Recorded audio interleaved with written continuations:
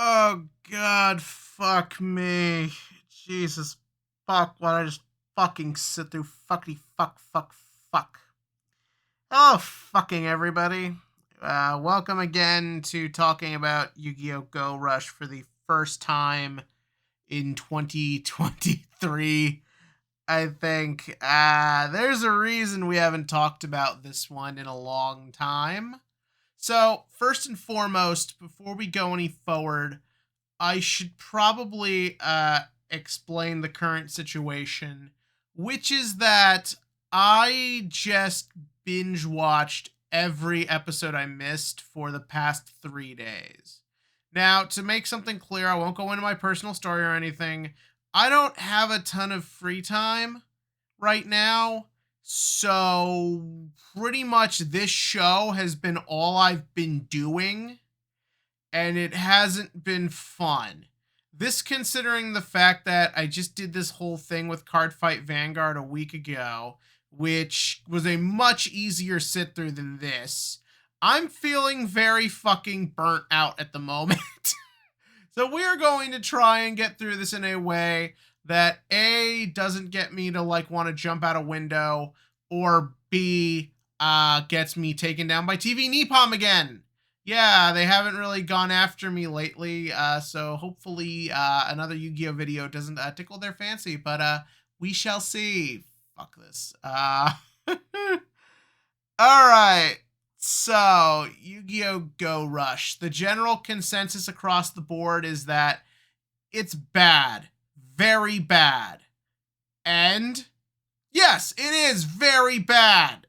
First up, let's talk about, let's be fair, let us talk about some positives. First and foremost, Yuga coming back was awesome. I won't lie. That was genuinely great. The fact that that was where this miserable binge started actually put me in a hopeful mood. Like, the minute he comes back, you can clearly tell the writers like him a lot more than any of these new characters. Because the minute he comes back, even though he never takes that stupid costume off, and I wish he had, he just feels right. He just feels like he belongs here. He doesn't even like say a ton when you really think about it, but the character just has such a strong personality and charisma to him that just having him back for a little time, just having me clapping like, oh, thank God, an actual personality is on screen. And you know what? That is a fun duel. We don't get tag duels a lot, which is a shame because I like tag duels.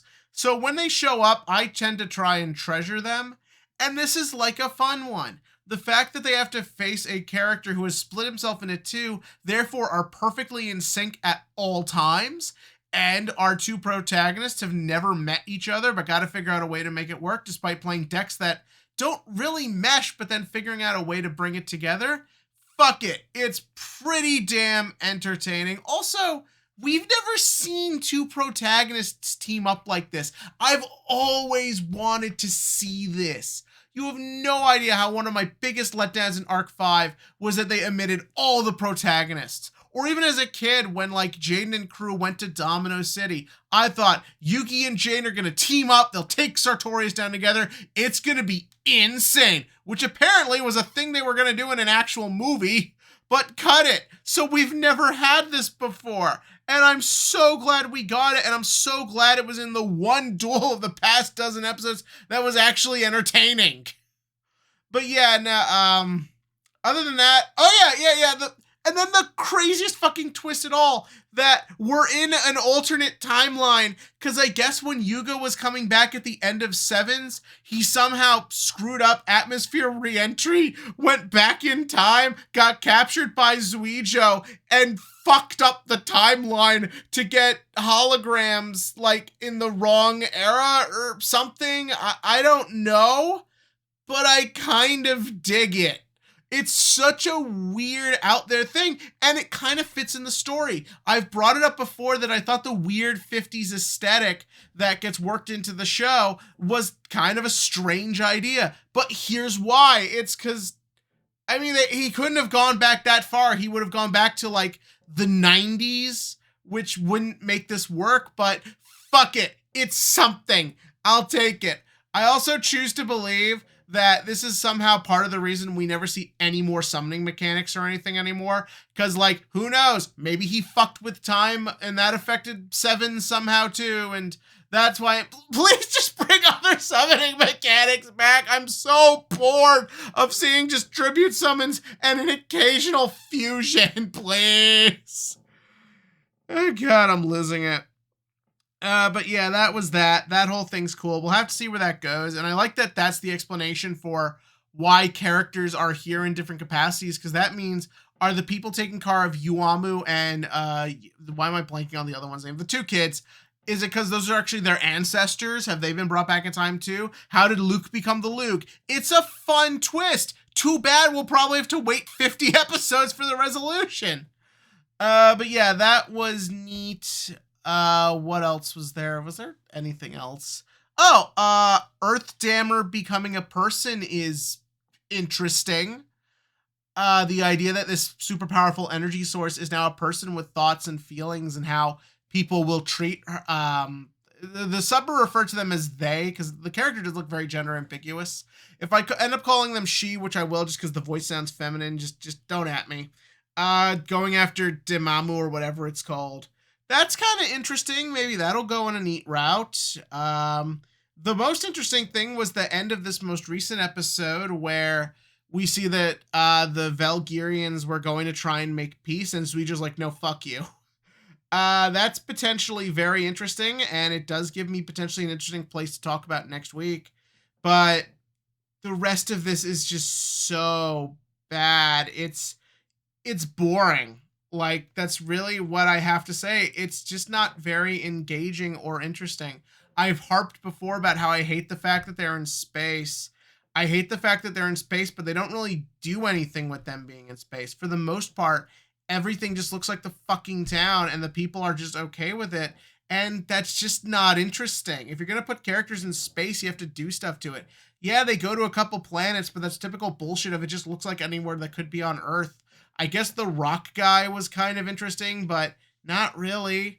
Most of these duels are not that exciting because, like, again, I know everyone always, like, clamors for more simplified Yu-Gi-Oh, but this is kind of like the other extreme. So many of their plays are not that interesting or exciting that they make. Occasionally you'll get a fun duel, but I feel like for the most part, they feel very restrictive, even when compared to the last one.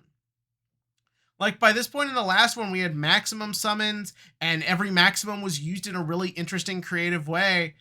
Here, it's just vanillas and fusions that just get made to be the boss monster. It's not that entertaining or that really unique.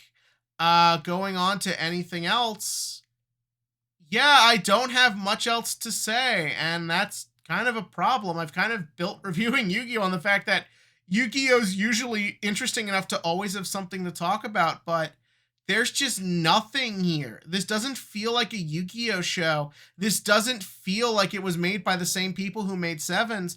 This feels like a show that's just kind of existing and spinning its wheels, going with concepts that really aren't that unique. I talked about the idea of the Earth Dammer being a person being interesting. The episode where it's revealed that it's inside Yuamu was actually where I left off with last night. And I kind of was like, maybe trying to get myself excited. Maybe it's going to go in the interesting direction of, like, they got to figure out, what do we do with it? How do we get it out of Yuamu? Where does it go from there? How's it going to survive? These feel like very simplistic story ideas that you can do in this show. But instead, we waste 22 minutes on mostly a Yuhi-based episode where the idea is they just have the roles reversed. Now he's like the conniving smart one, and she's just like the goofy dumb one. And it's just not very interesting. Just none of this is very interesting. I talked before about Cardfight Vanguard, and anyone who watched that videos know I got pretty angry and passionate about what's going on. It's not even really that angry, just passionate. And that's because even if it's like not doing something the right way or to my taste, at least it's trying to be interesting and unique and do something creative with its setup.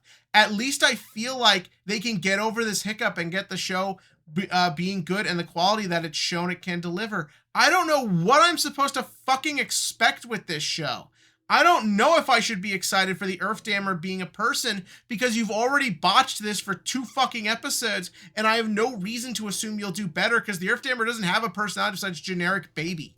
I think the concept of Zuijo, just like freezing everybody so that way he could take over and create a military state is neat. But I thought that the last time you did something with Zuijo and you didn't do anything from there. Also, why didn't Udius see this? Why doesn't Udius do anything? Why is your protagonist just constantly being sidelined by these two annoying kids who aren't even that annoying? It's just that I hate the fact that we have a protagonist who is just in the background at all times, barely moving his story forward. What was even the fucking point of him coming to Earth at this point? So, yeah, that is Yu-Gi-Oh! Go Rush. I will take back everything bad I said about Cardfight Vanguard the other day, just so I don't have to put up with the show anymore. But we'll see when the next episode comes out. I guess I still got pretty angry. But as for the TCG question of the week, you ever look at decks you want to play but then don't want to do it because of extra engines you don't want to pay for? Maybe you're like me and you enjoy Sword Soul, but you don't really want to play the Runic package with it. Maybe you also saw a cool virtual world list that topped, but don't want to spend for the Kashtira stuff. Or same with Punk right now. Does that ever happen to you? And if so, when did it happen? Let's just do that fun one. And as always, click to like, click to subscribe, and we'll keep trying to be on the regular schedule unless Go Rush continues to give me nothing that much to talk about.